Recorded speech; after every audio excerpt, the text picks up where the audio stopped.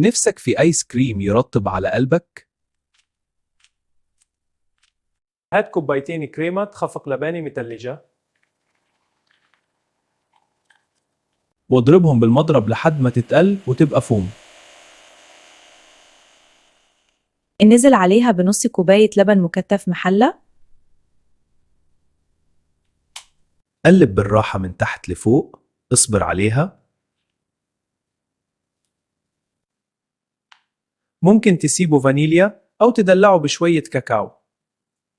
صبه في علبة نظيفة وتساوي الوش تمام. وعلى الفريزر 6 ساعات على الأقل يا بطل. شوف بقى القوام كريمي وبيدوب في البق.